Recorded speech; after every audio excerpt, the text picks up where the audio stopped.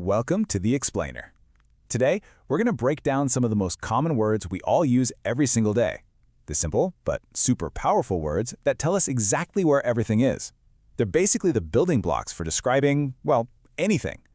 Okay, let's jump right in. You know, it all really boils down to this one simple question, doesn't it? Where is it? I mean, think about it. Whether you're looking for your keys, telling a friend how to find a restaurant, or just trying to arrange furniture, the answer always comes down to the handful of words we're about to get really good at using. So first up, we're going to look at the vertical, the words that tell us if something is up high, down low, or somewhere in the middle. Let's start with one you use all the time, on. And the key thing to remember with on is physical contact. It means an object is literally resting on and being held up by another surface. The remote is on the coffee table. The painting is on the wall. There's zero space between them. And this shows the idea perfectly, right? You've got an object, and it's sitting directly on a surface. That direct contact, that's the absolute key to knowing when to use the word on. So, what's the opposite of on? Well, that would be under. Under tells us something is in a lower spot, and a lot of the time it's covered or hidden by whatever's above it. You know, like your feet are under the desk, or there's a monster hiding under the bed. You can really see here how these two are a perfect pair.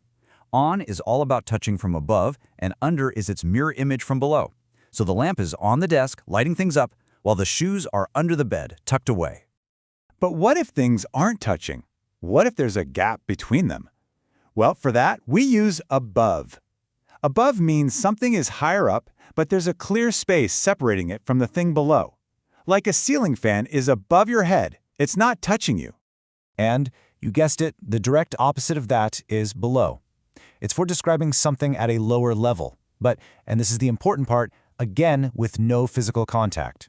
So, the apartment below yours, or a beautiful valley below a mountain. So here's the big takeaway for these four words. Above and below are all about that empty space. The clouds are above the city. They aren't sitting on the buildings. The fish swim below the boat. They aren't touching the bottom of it. So remember the rule. If they're touching, it's on or under. If there's space, you're looking at above or below. Okay, we've totally got the whole up and down thing sorted. So let's move on to our next group of words. This time, we're focusing on being inside something or just next to it. First up is in. En is all about being contained. It just means something is surrounded or enclosed by something else. It could be the milk in a carton, the clothes in your closet, or you, right now, sitting in a room. Now, what if something isn't inside something, but just next to it? For that, we use beside. It literally just means at the side of. So you might put your phone beside your laptop, or you sit beside your friend at the movies. Then we have a really special one, between. Between is kind of unique because to use it, you always need at least two other things.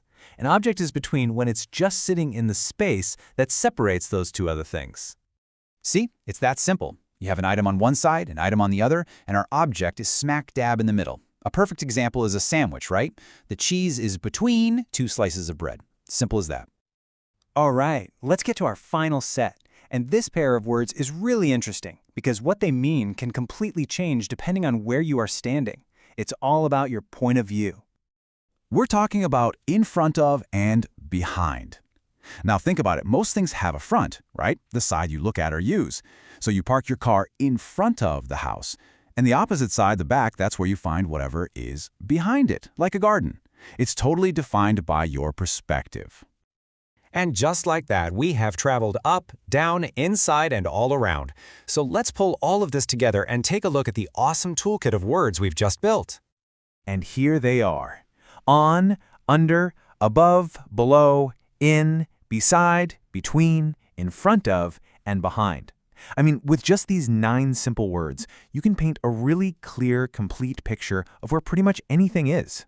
It's like your own personal GPS for language. Pretty cool, right? And that brings us to a final thought, a little challenge for you. Just take a look around you, right now, wherever you are. Using the words we just talked about, can you describe it? What's on your desk? Who's sitting beside you? What's above your head? Go ahead, give it a shot, because being able to describe the world precisely is really the first step to understanding it a whole lot better.